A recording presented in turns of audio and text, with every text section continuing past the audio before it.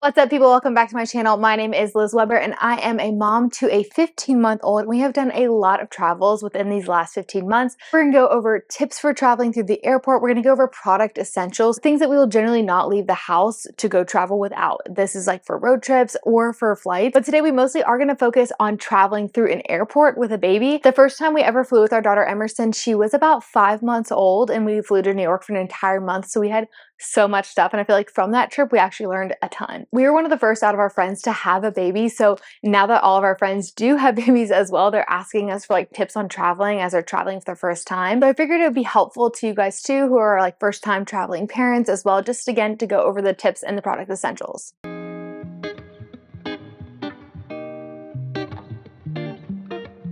When it comes to trips that we've done, we did do New York for a whole month. So again, we had a lot of products with us. So I kind of learned from that, like ones that were important for us to have and ones that we could have left at home.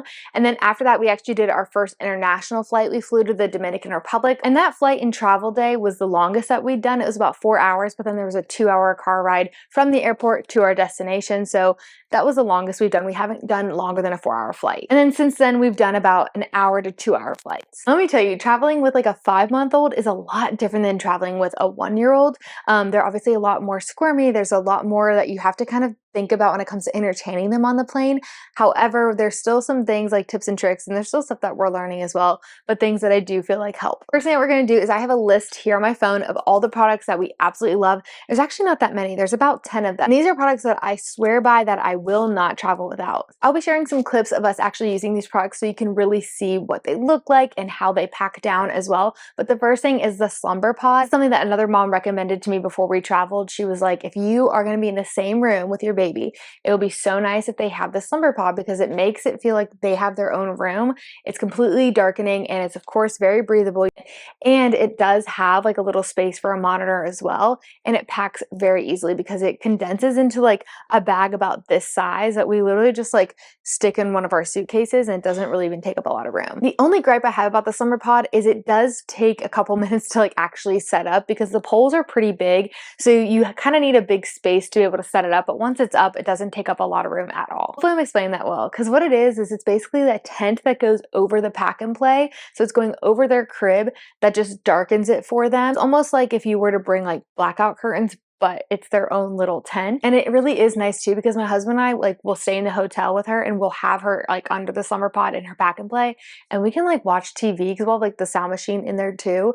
We can like watch TV on like a low volume, talk, we can have the lights completely on. We're not having to be super quiet and like use our phone flashlights in our own room. It really does make it feel like she has her own space, and I will not travel without this thing. Now, to go along with the sleep setup when traveling, we also bring a travel monitor. So at home we do have a Wi-Fi monitor, but whenever we're on the go, we've tried bringing the Wi-Fi monitor before and it sometimes works, but then sometimes the Wi-Fi can just be a little weird depending on where you're at. So I like to bring this one. It's an infant optics one, and it does have its own screen, so it's not Wi-Fi. It's just like a pretty basic monitor as well. I'll put a couple options down below because I have seen ones that even have a smaller monitor, so it packs even better. And for her sleep setup, we also bring a portable sound machine. We have a couple that we've used in the past. Typically we use these that are just like really small that can even like hook onto a diaper bag. The only thing about these small travel sound machines is that I haven't tested the battery to see like if it would last all night. So typically I'll just like keep it plugged in, but I will do some research and see like how long these actually are supposed to last, and I'll put that down below. Or if I find one that will last like all night, I'll also include that down below. But some sort of portable sound machine is very helpful, especially if they do nap on the go. So that way you're using the same sound machine whenever they're sleeping on the go, maybe on the plane or in the airport, and then also back at the hotel room. When it comes to pack and play, I spent so much time trying to find like the perfect pack and play, and there were some for like $500, just like brand name, and I thought that I needed that. But then I did some research and I found this one from Amazon. It's called Dream On Me, I guess that's the brand name, and it works amazing. Like I think it was a couple $100. It was definitely on the cheaper end, but the quality is awesome. It had really good reviews. It's very easy to set up, and my favorite part about this is if you have a large check bag, you can actually fit the pack and play in the suitcase as well. So really that is helpful if you don't have like an extra hand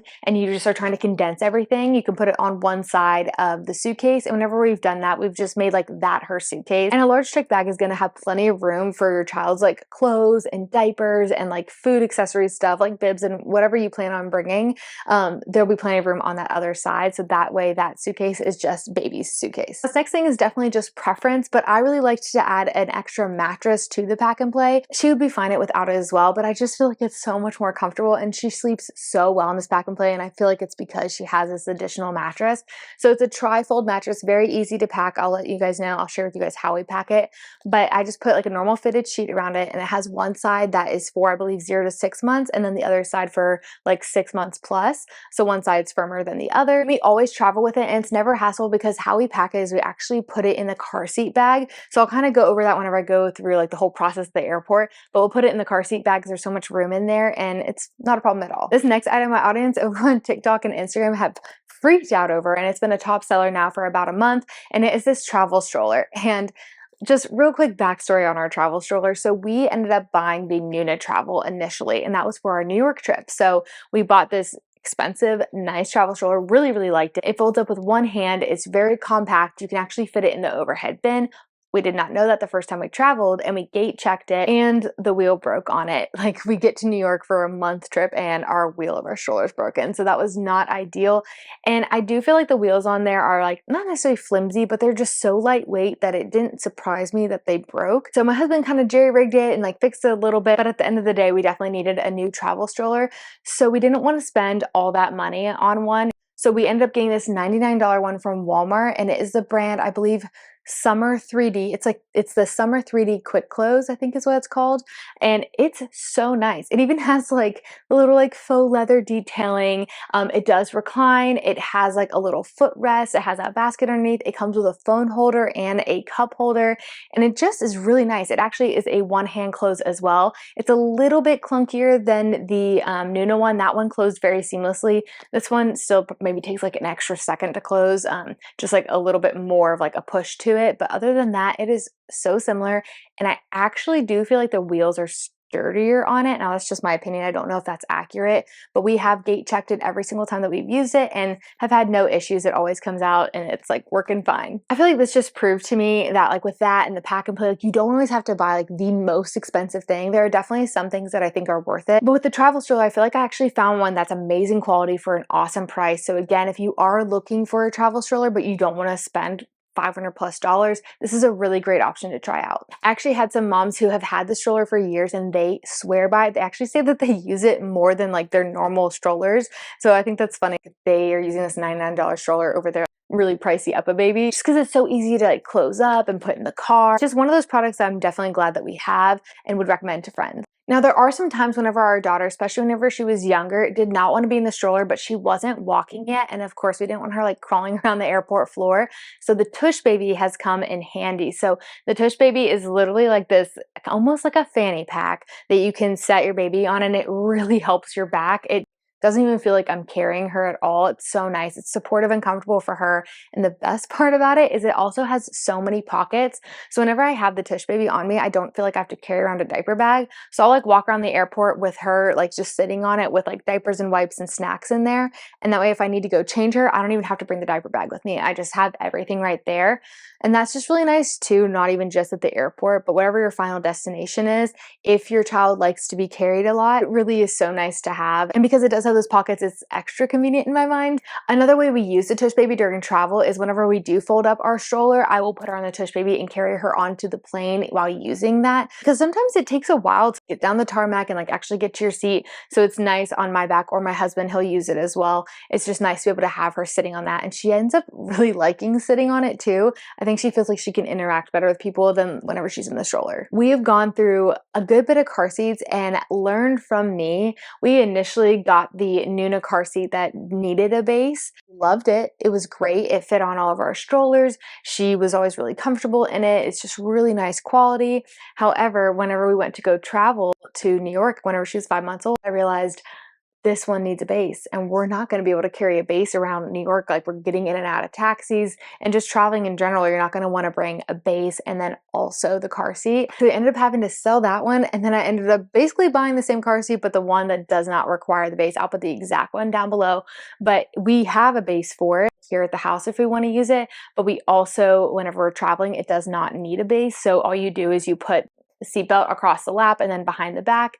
It's very easy to install. Like I said, we use this in New York, and it was so easy, like get in and out of Ubers and taxis and everything, because it doesn't take any time to actually like put in. So that was definitely a lesson learned in the car seat game when it comes to the infant car seats. Now, I don't know what we're gonna do whenever she grows out of that one. If you guys have any recommendations for car seats that work well once they're too big for the infant car seats, let me know. And for the car seat bag, I just got this very basic one from Amazon, and we put our name on it and it works well. I like that it has straps you can put on your back, and really that's just for whenever you have all your hands full with like your suitcases and the travel stroller and like the car seat bag. It's nice to be able to be hands-free with it, even though it's like kind of awkward, but you don't have it for long. You literally are walking from the car, which normally we either like get dropped off or we use like a shuttle service. When you get dropped off, straight to the checked bag area, then you don't have to worry about it at all. You check it, it checks for free, which we'll talk about that whole process, and you're good to go. And the best part about it too is that this one's so big that we can stuff so many other things in there. Like I said, the mattress, we'll put diapers in there. If we have like a pool float,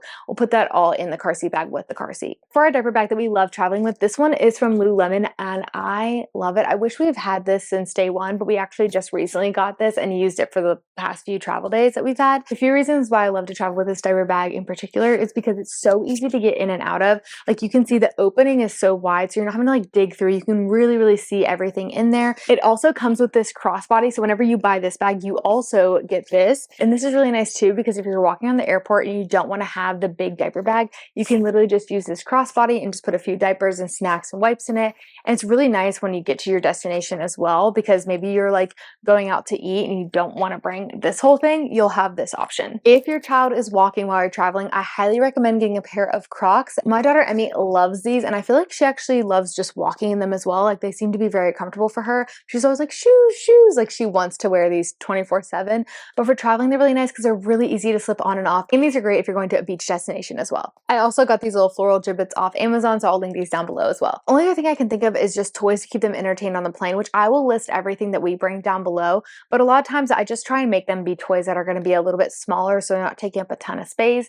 And then also small books as well. She's also really been loving these little like coloring books, so we'll definitely be bringing those on the next trip, because that's a newfound thing that she really likes. And I also plan on picking up the little snack spinner for our next trip. It's one of those things that you literally just like press the button in the middle and then it like flips to a different snack. And that seems to be pretty entertaining for them. And then also she loves snacks, so I think she'll really like that. Okay, now we're gonna run through what a day at the airport looks like and some tips and tricks. Now, I will say I am not a professional at this. We've done this about 5 times with her, and we've had great days and we've had okay days. At the end of the day, I do feel like we've kind of gotten the hang of it as far as like how we're packing and then like how we're entertaining her and like the timing of everything as well. The first thing we do before any trip is we check off our packing list. So I will actually link down below the PDF that we have made for this.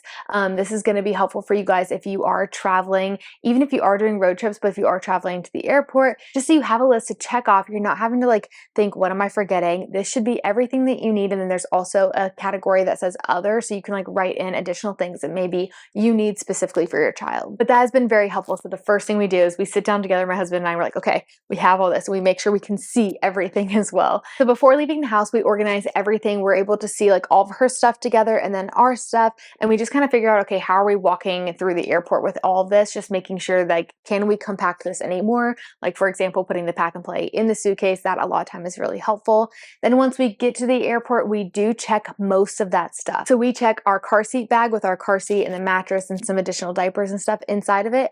We will check the pack and play if we have not put it in the suitcase. We'll check her suitcase, my husband's suitcase, and that is about it. But a tip is most airlines do check all baby items for free. That means the car seat, maybe you're doing a stroller that you're checking like at the actual check-in and not the gate. They'll check that for free. Your pack and play, literally any baby item, they will check for free, which is so nice and so convenient. And I will say, I'm pretty sure most airlines do do it, but we've only flown Delta with her, but they definitely do it. Now, something you're going to want to do before the check-in process is you are going to want to make sure that you put the infant in arms online. So whenever you buy your plane ticket, you want to make sure that you check special assistance and you check infant in arms. Sometimes you will have to call to request this, but that's really going to help you to do that ahead of time, because whenever you're checking in, they will ask for that ticket, because your child, even if they don't have a seat, because they don't need a seat until 2 years old, they will actually have their own ticket that you will scan whenever you go to security or check in, and then whenever you get on the plane. Now for us, our daughter does not really nap on the go, but if your child does nap on the go, the best time to fly would probably be sometime whenever your flight is leaving around their nap time, because I've heard that a lot of babies will sleep on planes, like with the sound, it's almost like a sound machine, and they will sleep on a plane. Again, our daughter doesn't really nap on the go, but that's okay. You know, maybe she will one day. So once we check all of our bags, we're usually left with the stroller, the diaper bag, and one carry-on. And again, that's kind of personal preference, but we like to be able to go through the airport with as little as possible. And my favorite part, the best part about traveling with a baby at the airport, is that you get to go through the special assistance line at security, which means a way shorter line. And now I don't know if this would be the case if you didn't have a stroller. So again, we always take our travel stroller all the way with us to the gate. So whenever we have our stroller, we are able to go through that line. And it is seamless, it's short, it's honestly a really big perk about traveling with a baby. Now, when I was breastfeeding for our first few trips, I was able to take milk through security. I think that's one of like the biggest questions that I get from followers and from friends is, can I take milk through, because of like the whole liquid restrictions. However, all you have to do is make sure that it's bagged separately, and you just tell them, hey, I'm bringing through milk, here it is, and you show it to them, and they will scan it through and whatnot. But it's really not a big deal. It doesn't even really take any extra time. You just have to let them know. Also, when going through security, don't be alarmed if they have you do different things at different airports. Sometimes we have had it to where all they need is the stroller completely empty, and then I just have to carry Emmy and I'll push the stroller through.